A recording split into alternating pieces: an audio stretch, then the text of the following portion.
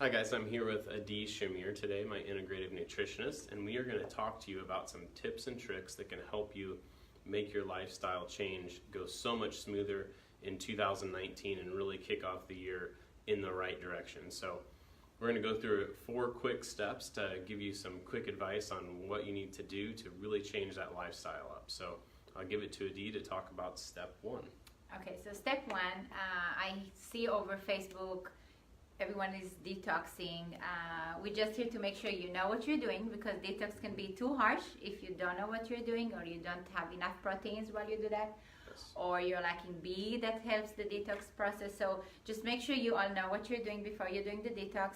I would do a very mild change and follow the 10-day slim down plan, or at least for 28 days. And it's mainly fluids.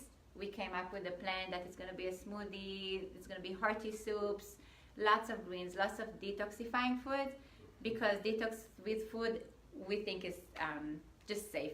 Yeah, and that's the absolute best way to do it, is to change that diet, the things you're putting in your body, and make it anti-inflammatory, which the 10-day slim down plan is all anti-inflammatory foods, and that's what you need to do to help your body really process things and really open up the liver channels and get your body detoxifying.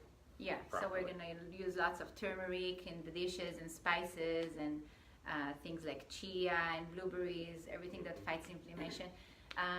Then the second step, and I'm going to let Kirk talk about that, but it's so important, you cannot even imagine. It's making sure your hormones are balanced, okay? Because you can just fight air and nothing is going to happen.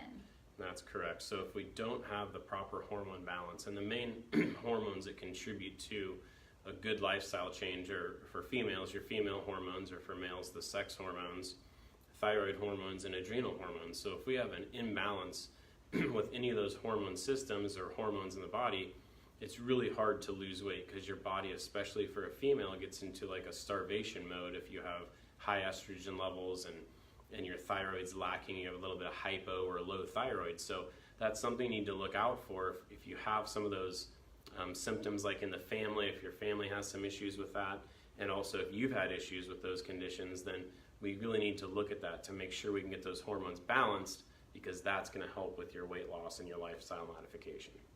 Yeah, and really, as someone that have Hashimoto, and as Kirk know, estrogen issues, Yeah. it's really not going to help anything you do if you are in that state and it's not being taken care of. So I think we're ready for step number 3. So assuming we changed the diet, we took all the junk out, we're eating anti-inflammatory foods, our hormones are balanced, we made sure our thyroid is functioning, we did not do only the TSH check, which you normally do, but we did the whole broad spectrum. I think number 3 is to make sure we do not have any deficiencies. I'm going to talk about something from my experience, and then Kirk can explain more. I used to eat lots of meat, and I was anemic. Okay, which makes sense because I do not have any digestive enzymes now to cope with the meat and things like that. So with me, without taking any B12 or irons or things like that, I am going to be deficient and anemic. So I'm going to let you talk about Correct. that. So yeah, we need to check, if you haven't had those checked, like B12 levels, and iron deficiency anemia is a big problem in women especially. And then there's other deficiencies that we need to look for too, especially around Kansas City. If you're local here, vitamin D3 deficiency. I haven't tested one person that has not been deficient or borderline deficient in vitamin D3 in the last year. So D3 deficiency can cause some major issues as well. And then we also look at hormone issues that we just talked about, deficiencies in that or excess, depending, and really get your nutrition to the point where your body's getting the nutrients it needs. And if we have to supplement that for a short period of time while it's rebalancing itself, that's what we're here to do. And a very nice sign that I know from my experience, if you're lacking vitamin D3, you're apparently going to get cold and flu from everyone that passes near you. Correct. Yeah. And that's the first sign I have. Because since I'm high in vitamin D3, my husband just had the flu.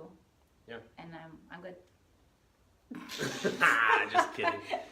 No, I have plenty of D3. So D3 is a great immune booster as well, which a lot of people don't understand. Yeah. D3 really works in the body more as a hormone instead of a vitamin. So the research, it came out as being called vitamin D3, but it's really more of a hormone and how it acts in the body. So D3 deficiency is a huge problem. Good. And then the last step, because I know some of you have goals to be fit, and let's assume you lost your weight and you're trying to gain your core stability and just function better and do more. So it's very, very important that when you go to the gym or wherever you're doing, if it's Pilates, if it's yoga, you really need to know what you're doing to make sure it goes together with your goals.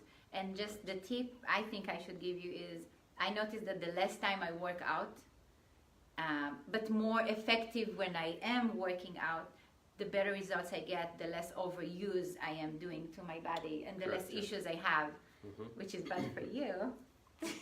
And just remember, if you're starting out and you know your body's very inflammatory and you know you have, maybe a significant amount of weight or a decent amount of weight to lose, if you go out and try to kill yourself with some workouts, you're going to get really discouraged because your body's inflammatory and working out causes inflammation.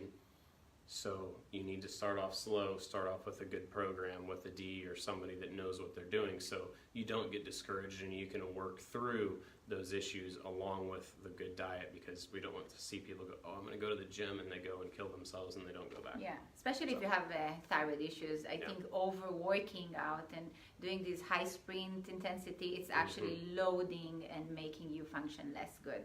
Correct, yeah, and that will also increase cortisol levels, and if you have a problem with the adrenal stress system, your cortisol levels are already high, and you're putting in really hard workouts, they're even going to get higher, so you're probably going to see symptoms and signs that you aren't sleeping very well, you can't fall asleep, you can't stay asleep, you wake up tired.